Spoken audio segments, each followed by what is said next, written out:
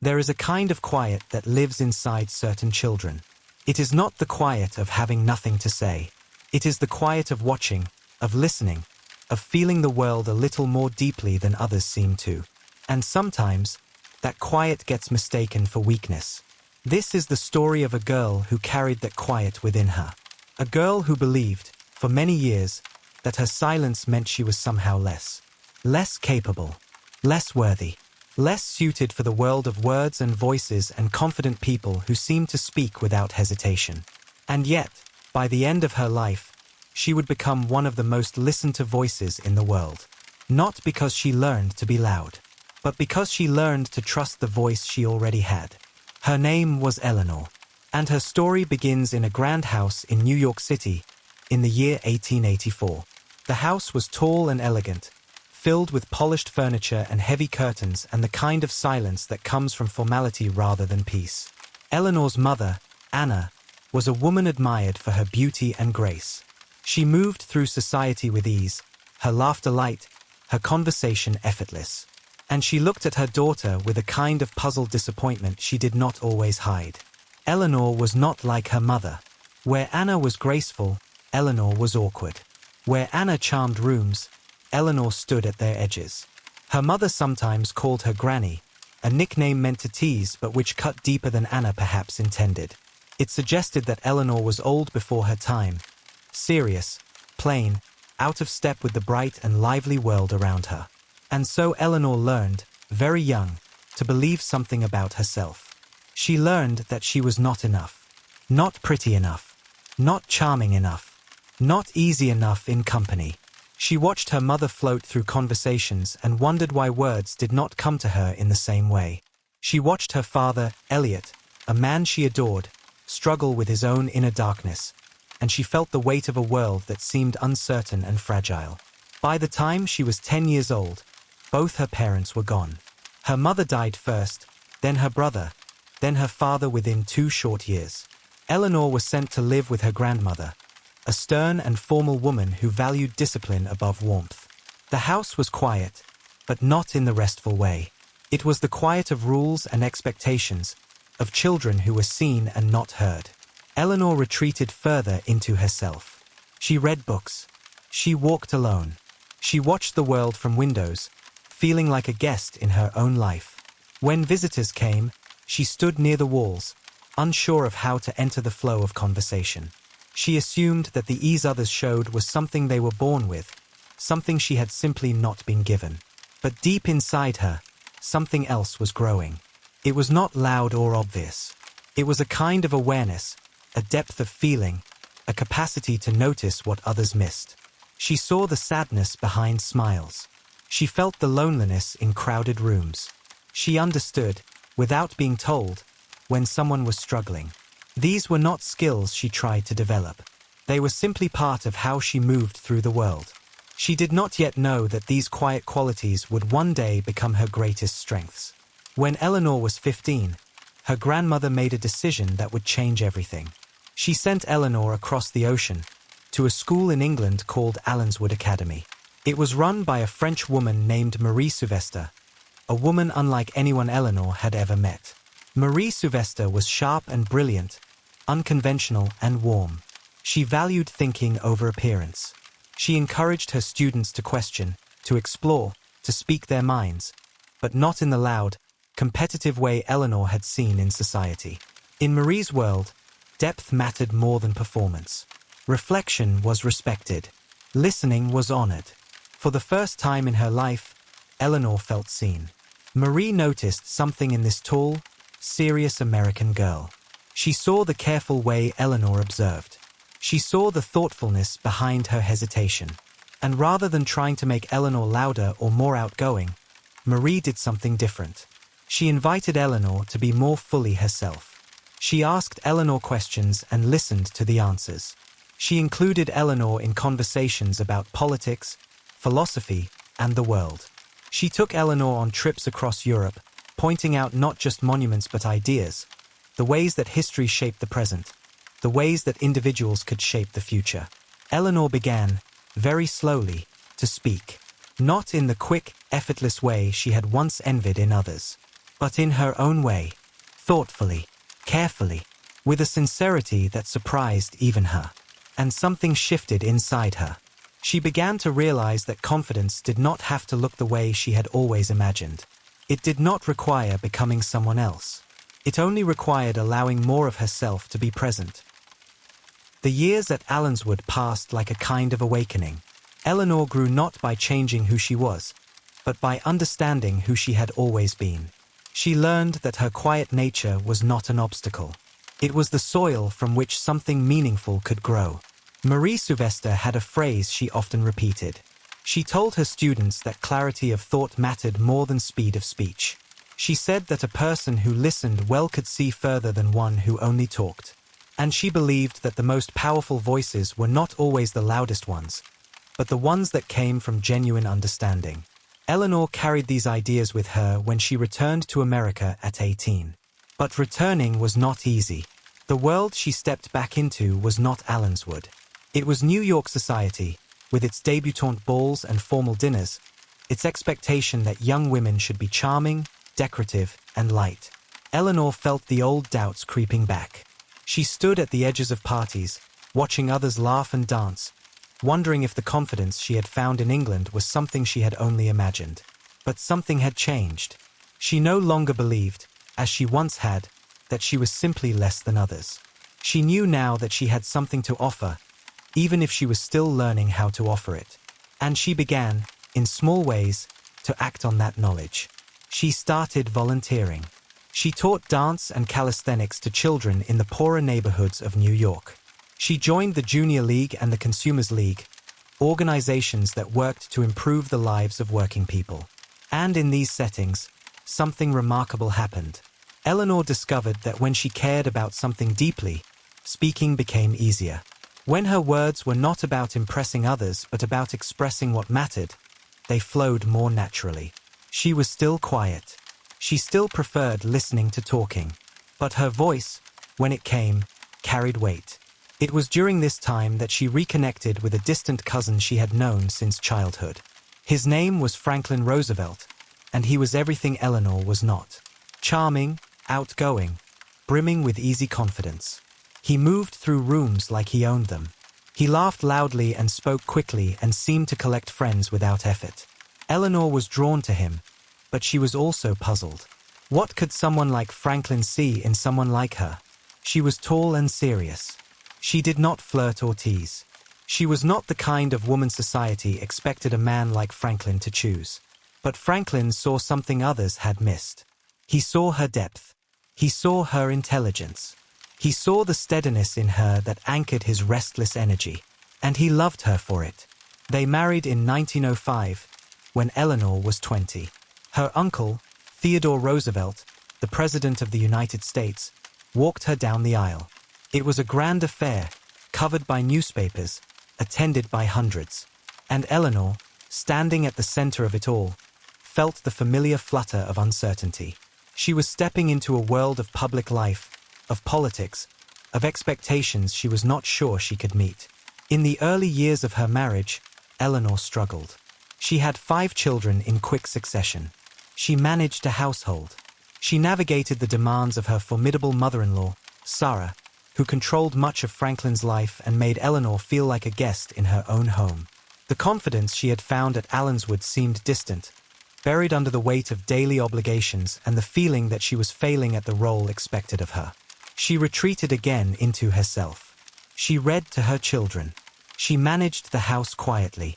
She attended the social events required of her, standing at the edges as she always had, saying what was necessary and little more. But even in this quieter period, something was growing. Eleanor was watching. She was learning. She was paying attention to the world in ways that many around her were not. She noticed how the servants in her household lived. She thought about the workers in the factories whose conditions she had once investigated. She observed the inequalities that ran through society, the way power flowed to some and not to others. And she began to form ideas, careful and considered, about what was right and what was wrong, about what kind of world she wanted to help create. She did not speak these ideas loudly. Not yet. But they were there, taking root in the quiet of her mind. The years passed, and Franklin's political career began to rise. He became a state senator, then Assistant Secretary of the Navy. Eleanor found herself pulled into a world of public life she had never sought. There were dinners to host, appearances to make, conversations to navigate with powerful people who intimidated her. She learned to do what was required, but she did not enjoy it. She felt herself playing a role, saying the expected things, smiling when smiles were needed. It was exhausting in a way she could not quite name. Not physically exhausting, though there was that too, but something deeper, a tiredness that came from pretending to be someone she was not. And then, in 1918, something happened that shattered the careful structure of her life. Eleanor discovered that Franklin had been having an affair. The betrayal cut through her like nothing she had experienced since the losses of her childhood. The man she had trusted, the man she had built her life around, had been unfaithful. She considered leaving him. She came close. But in the end, for reasons that were practical and complex and perhaps not fully understood even by her, she stayed. The marriage continued, but it was different now. Something had broken, and something else, unexpected, had been set free. Eleanor later said that the crisis forced her to look at herself honestly for the first time in years. She had been living in Franklin's shadow, supporting his ambitions, managing his household, defining herself by her role as his wife. The affair made her ask a question she had avoided. Who was she, apart from all of that? The answer, when it came, surprised her. She was someone with her own ideas, her own passions, her own voice. She had been waiting for permission to use that voice, waiting for the right moment, the right circumstances. But permission, she realized, was not something anyone else could give her. She had to give it to herself. She began, slowly, to step forward. She joined organizations that mattered to her. She spoke at meetings, at first nervously, her voice trembling, her notes clutched tightly in her hands. She was not a natural public speaker. She did not have Franklin's easy charisma or quick wit. Her voice was high and sometimes shaky. She paused too long. She lost her place. But she kept going. And something remarkable began to happen. People listened. Not because Eleanor was entertaining or impressive in the traditional sense, but because she was sincere. When she spoke about the conditions in factories, about the rights of working women, about the need for better education, her words carried the weight of genuine conviction. She was not performing. She was sharing what she truly believed. And audiences could feel the difference. She discovered something that would guide her for the rest of her life. Confidence in speaking, she realized, did not come from being perfect. It did not come from never being nervous or never making mistakes. It came from caring so deeply about what she was saying that the caring became larger than the fear. In 1921, Franklin was struck by polio. The illness paralyzed his legs and nearly ended his political career. Many expected him to retire from public life. But Eleanor, who had once stood in his shadow, now stepped forward to keep his political presence alive.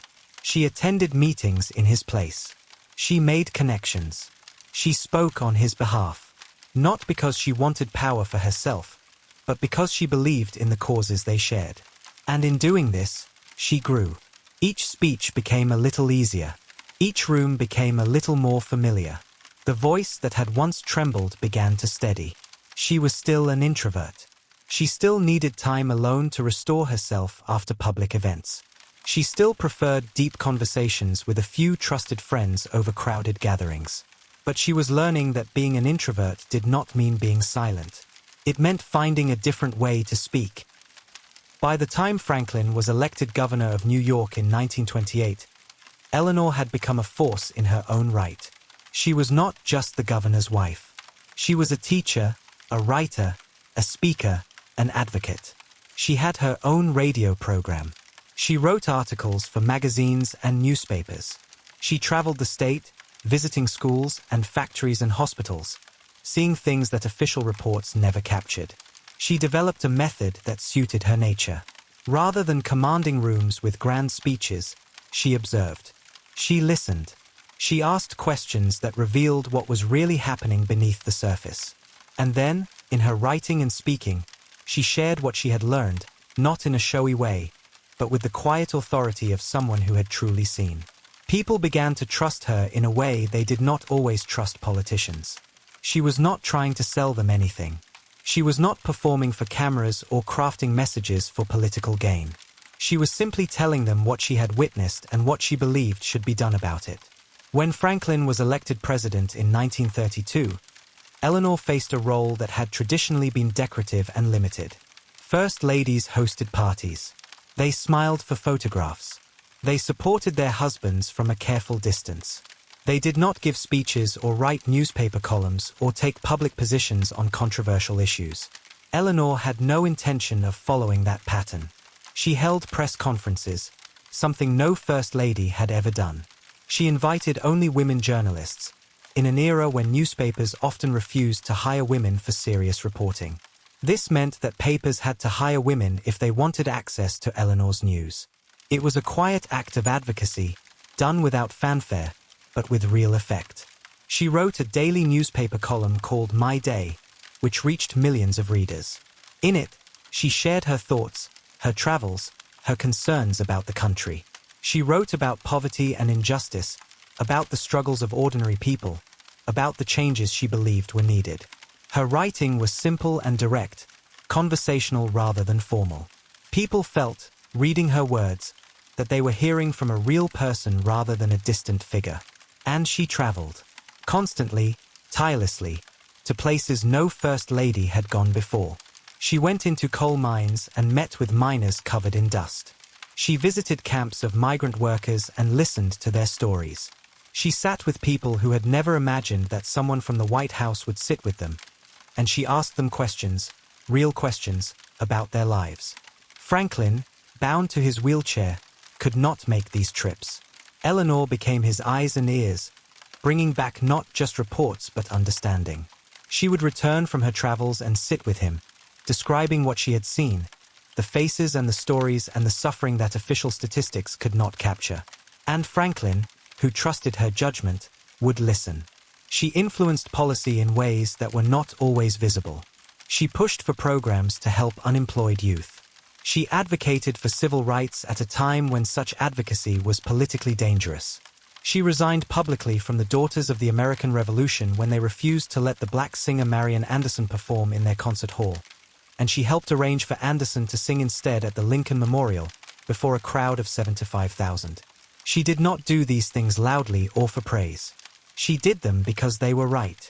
And she did them in her own way, with the depth and seriousness that had always been her nature. There were moments, even in those years of influence, when the old doubts returned. Eleanor never fully escaped them. She would sometimes stand before a crowd and feel the flutter of nervousness she had known since childhood. She would hear criticisms of her voice, her appearance, her opinions, and feel the sting of them more than she showed. She received hate mail, sometimes in frightening quantities. People mocked her looks, her manner, her involvement in politics. They told her to stay silent, to stay in her place, to be the kind of first lady they expected. And there were nights when she sat alone in her room and wondered if they were right. But she had learned something important about confidence. It was not the absence of doubt. It was the decision to act despite the doubt. It was choosing, again and again, to speak even when speaking was hard, to step forward even when stepping forward was frightening. She developed practices that helped her. Before important speeches, she would take time alone to gather her thoughts, to breathe, to remind herself why she was there. She did not try to become someone else at the podium. She did not imitate the booming voices of the men around her. She spoke as herself, in her own rhythm, with her own pauses. She noticed that when she rushed, her nervousness showed. But when she slowed down, when she allowed herself to breathe between sentences, something shifted. Her voice steadied. Her presence deepened. The audience, sensing her calm, became calm themselves. She also learned to prepare, but not to over-prepare. She would think about what she wanted to say, the main points she wanted to make, the stories she wanted to tell. But she did not memorize scripts or try to anticipate every question. She trusted that her understanding of the subject, developed through years of genuine engagement, would be enough. And usually, it was. When she made mistakes, she acknowledged them simply and moved on. When she did not know something, she said so. This honesty, which might have seemed like weakness, became a kind of strength. People could see that she was not pretending to be perfect. And because she was not pretending, they trusted her more. She also learned to manage her energy. Public life was demanding, and she was still an introvert at her core. She still needed solitude to restore herself. She still found large crowds tiring in a way that others did not seem to share. But she stopped seeing this as a flaw. She began to see it as simply part of who she was, something to work with rather than against. She scheduled quiet time between engagements. She built restorative practices into her days, even when those days were full. She understood that she could not give to others if she was depleted, and she gave herself permission to rest without guilt. And she found that when she honored her energy, she showed up more fully. Her words were clearer. Her presence was stronger. The very qualities that had once seemed like limitations became, when properly supported, sources of genuine power. The war years tested Eleanor in new ways. After Pearl Harbor, the country was gripped by fear and uncertainty. Franklin was consumed by the demands of leading a nation at war. And Eleanor, who had always believed in action over worry, threw herself into work. She traveled to military bases and hospitals, visiting soldiers who were wounded and far from home. She walked through wards of young men with missing limbs and haunted eyes, and she sat with them, one by one, holding their hands, listening to their stories. She did not offer empty comfort or patriotic speeches. She offered presence, simple and genuine. The soldiers were often surprised. They had expected formality, distance, a brief appearance for photographs. Instead, they got Eleanor, asking about their families, remembering their names, writing letters to their mothers back home. She did not try to be more than she was. She was simply there, fully attentive, fully human. She traveled overseas, to England and the Pacific, visiting troops in conditions of real danger. She flew through combat zones. She slept in tents. She ignored warnings about her safety because she believed the soldiers deserved to know that someone from home cared enough to come. Her approach was always the same. She listened more than she spoke. She asked questions rather than giving speeches. She let the men and women she met feel that they were the important ones in the room, not her. And in doing this, she created connection wherever she went. She discovered that connection did not require cleverness or charm. It required sincerity. It required being genuinely interested in the person in front of you. It required setting aside your own thoughts long enough to truly hear what someone else was saying. This was a strength that introverts often possessed, she realized. The ability to listen deeply, the tendency to observe before speaking, the capacity to make another person feel seen. These were not weaknesses to overcome. They were gifts to offer. After the war, after Franklin's death in 1945, many expected Eleanor to retreat from public life. She was 60 years old. She had served 12 exhausting years as First Lady. She had lost her husband, the man around whom, despite everything, her life had been organized. But Eleanor had discovered something about herself. She was not finished. The voice she had spent so long developing still had things to say. President Truman appointed her as a delegate to the newly formed United Nations. It was an unusual choice. There were those who dismissed her as a sentimental do-gooder, unsuited for the hard realities of international diplomacy. But Truman had watched her over the years. He knew what she was capable of. At the United Nations, Eleanor was given what seemed like a minor assignment. She was placed on Committee 3, which dealt with humanitarian, social, and cultural matters. The serious work, everyone assumed, would happen elsewhere. Eleanor, characteristically, did not complain. She took the assignment and made it matter. The task that defined Eleanor's work at the United Nations was the creation of a document that had never existed before. A statement of fundamental rights that belonged to every human being, everywhere, regardless of nationality or circumstance. It would be called the Universal Declaration of Human Rights. The challenge was immense. The commission that drafted the document included representatives from nations with vastly different political systems, religious traditions, and cultural values. There were delegates from the Soviet Union and the United States, from China and France, from Lebanon and India, from dozens of countries with conflicting interests and deep suspicions of one another. Eleanor was chosen to chair the drafting committee. It was a position that required something more complex than simply giving speeches or winning arguments. It required building consensus among people who often disagreed. It required listening to perspectives she did not share. It required finding the common ground that would allow a divided world to agree on something fundamental. And this, Eleanor understood, was where her nature became an advantage. She did not dominate meetings. She did not try to impose her views through force of personality. She asked questions. She made space for others to speak. She listened to objections with genuine attention, even when she disagreed with them. She looked for the underlying concerns behind positions, the human needs that different proposals were trying to address. She had learned, over decades of public life, that people were more likely to move toward agreement when they felt heard. When someone feels that their perspective has been truly considered, even if it is not accepted, they become more open to compromise. But when people feel dismissed or ignored, they harden. They dig in. They become opponents rather than partners. Eleanor used this understanding constantly during the drafting process. When a delegate raised an objection, she did not argue immediately. She paused. She acknowledged the concern. She asked others what they thought. And often, in the conversation that followed, a solution emerged that no one had initially imagined. The Soviet delegate challenged her repeatedly. He accused her of Western bias, of promoting a capitalist vision of rights, of ignoring the importance of economic and social protections. Their debates were sometimes sharp, but Eleanor never responded with hostility. She engaged his arguments seriously. She found areas of agreement where she could.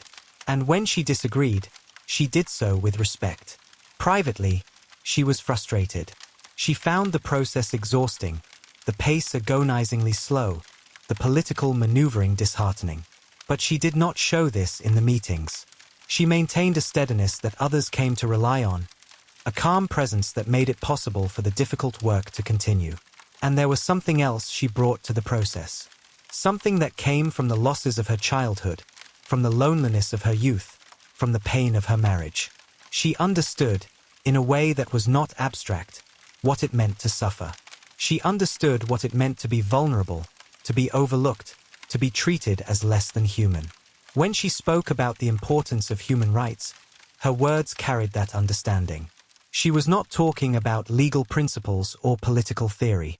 She was talking about the dignity of actual human beings, the kind of dignity she had learned to recognize in the migrants and miners and soldiers she had visited over the years. The delegates could feel this, and it mattered. On December 10, 1948, the General Assembly of the United Nations gathered in Paris to vote on the Universal Declaration of Human Rights. 2 years of work had led to this moment. Hundreds of hours of debate, of drafting and redrafting, of negotiation and compromise. Eleanor sat among the delegates, watching the vote unfold. When the final tally was announced, 48 nations had voted in favor.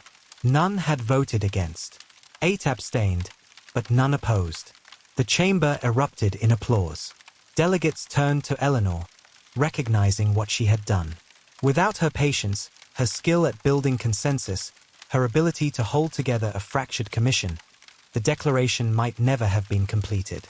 She rose and addressed the assembly. Her voice, the same voice that had once trembled in front of small audiences, was steady now. She spoke of what the declaration meant, not as a legal document but as a statement of human aspiration.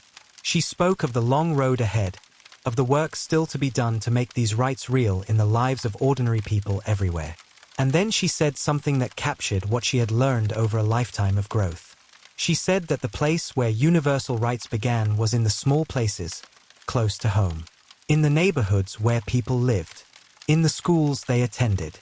In the factories and farms and offices where they worked. Unless human rights had meaning there, she said, they would have little meaning anywhere. It was a vision that came from her years of listening, of traveling, of sitting with people in circumstances vastly different from her own. It was not the vision of a distant leader, but of someone who had made it her life's work to understand the reality of other people's lives. The Universal Declaration of Human Rights became one of the most translated documents in human history. Its principles shaped constitutions and laws around the world. Eleanor's leadership in its creation was recognized as one of the great diplomatic achievements of the 20th century. But for Eleanor, the meaning was simpler. It was about ensuring that every person, no matter how humble or overlooked, was seen as fully human. It was about extending the dignity she had learned to recognize in individual conversations to the entire human family. She continued her work for the rest of her life. She wrote, she spoke, she traveled. She remained engaged with the world until her final days. And she never stopped growing. In her 70s, she learned to appear on television, adapting to a medium that intimidated many of her generation. She gave interviews and participated in debates, bringing the same sincerity and depth she had always offered. She did not try to be flashy or entertaining. She was simply herself, and that was enough.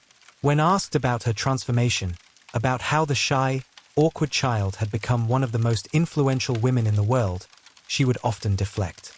She did not think of herself as extraordinary.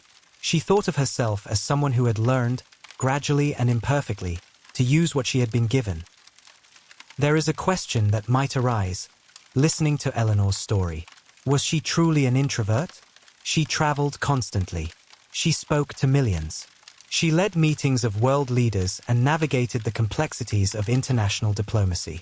How could someone who did all of that be genuinely introverted?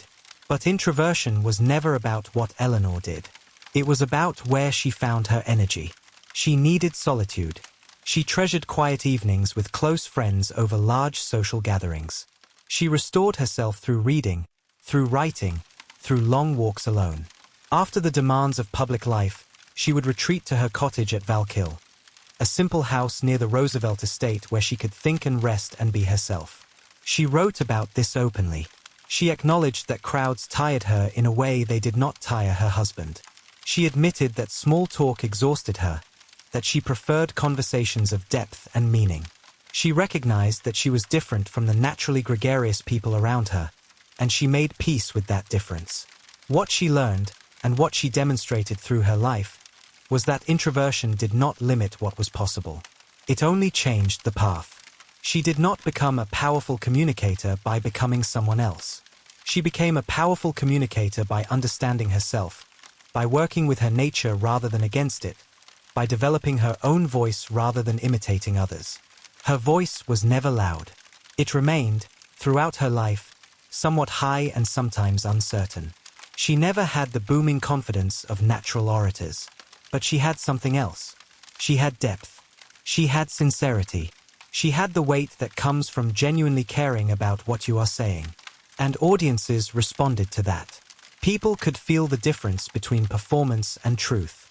They could sense when someone was speaking from genuine conviction rather than seeking applause. Eleanor's lack of polish became, in a way, her strength. It made her real. She also demonstrated something else important. Confidence did not arrive all at once. It grew gradually, through repeated small acts of courage. Each speech she gave, each meeting she led, each time she stepped forward despite her doubts, added something to her steadiness. Over years and decades, these small additions accumulated into something that looked, from the outside, like natural confidence. But it had been built, piece by piece, through practice and persistence. She never stopped feeling nervous before important moments. She never fully silenced the inner voice that questioned her worth. But she learned to act anyway. She learned that courage was not the absence of fear but the decision to move forward despite it. And she learned that the more she practiced, the more natural that forward movement became. There is comfort in this. Eleanor's story is not the story of someone born with gifts the rest of us lack. It is the story of someone who started with doubt and grew toward steadiness. It is the story of a quiet child who learned, over many years, that her quiet was not a weakness to overcome but a depth to share. In her final years, Eleanor reflected often on what she had learned. She wrote about it in her books and columns. She shared it with the young people who sought her advice. and certain themes appeared again and again. She believed that everyone had something valuable to offer, regardless of how they appeared on the surface. The shy person in the corner of the room might have insights that the confident speaker lacked. The quiet listener might understand things that the quick talker missed. The person who hesitated before speaking might, when they finally spoke, say something more true than all the rushed words that had come before. She believed that connection came from sincerity, not performance. The relationships that mattered most in her life had been built on honesty and genuine interest. She had made mistakes, had disappointed people, had failed in ways that pained her. But she had also loved deeply and been loved in return, and the foundation of that love had always been truth. She believed that change happened gradually. The girl who stood at the edges of parties did not become the woman who addressed the United Nations overnight. There were countless small steps between, small moments of courage, small expansions of comfort. Growth was not dramatic transformation. It was steady movement, continued over time. And she believed that the purpose of finding your voice was not self-expression for its own sake. It was contribution. The reason to develop confidence, to learn to communicate, to step forward despite doubt, was to be of use in the world. Eleanor's life had meaning because she used her voice for something beyond herself, for causes she believed in, for people who needed an advocate. This is perhaps the deepest lesson of her story. Confidence is not an end in itself. It is a means. It is a tool that allows you to offer your gifts, to connect with others, to participate in something larger than your own fears and doubts. When confidence is directed toward genuine purpose, when it serves connection rather than ego, it becomes something more than personal achievement. It becomes a form of service. Eleanor died in 1962, at the age of 78. By then, she had been called the First Lady of the world. She had been recognized by leaders and ordinary people across the globe. Her life had touched millions. But perhaps what mattered most was not the grand achievements. It was the way she had lived, the way she had grown, the way she had remained, despite everything, genuinely herself. She had shown that a quiet child could find her voice. That depth could be more powerful than flash. That sincerity could move people in ways that performance could not. That the strengths that seemed like weaknesses might, when understood and honored, become the foundation of an extraordinary life. And so we come to the end of Eleanor's story, though in truth it is not really an end. The ideas she lived by continue to matter. The lessons of her life continue to speak. If you are someone who has ever felt too quiet, too serious, too internal for the world of loud voices and quick words, her story offers a kind of permission. Permission to be yourself. Permission to grow at your own pace. Permission to develop confidence not by becoming someone else but by allowing more of yourself to be seen. The world needs people who listen before they speak. It needs people who think deeply before they act. It needs people who notice what others miss, who feel what others overlook, who bring a different quality of attention to the rooms they enter. These are not weaknesses to overcome. They are gifts to offer. The quiet voice, when it finally speaks, often has something important to say. The careful observer, when they share what they have seen, often sees more clearly than those who rushed to judgment. The person who prefers depth to breadth, meaning to noise, presence to performance, brings something essential to a world that can be too loud, too fast, too superficial. Eleanor's life shows that confidence is not reserved for certain types of people. It is available to anyone willing to practice it, to grow toward it, to develop it steadily over time. It is not about changing your nature. It is about expressing your nature more fully, in more places, with more trust in its value. And it begins, as Eleanor discovered, with small acts. Speaking up once when you might have stayed silent. Stepping forward when you might have stayed back. Offering your presence, your attention, your genuine self, even when it feels uncomfortable. Each small act adds something. Each time you step forward, stepping forward becomes a little easier. Each time you trust your voice becomes a little more trustworthy. The path is not dramatic. It is gradual, but it is real. As you rest now, as the day releases its hold and sleep approaches, perhaps something of Eleanor's story will settle into you.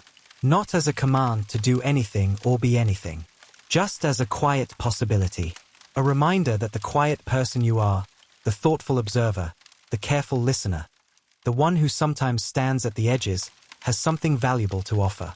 Your voice is already capable. Your presence already has weight. Your way of being in the world is already enough. The only thing left is to let it be seen. Sleep well, and know that tomorrow, in whatever small way feels right, you can begin.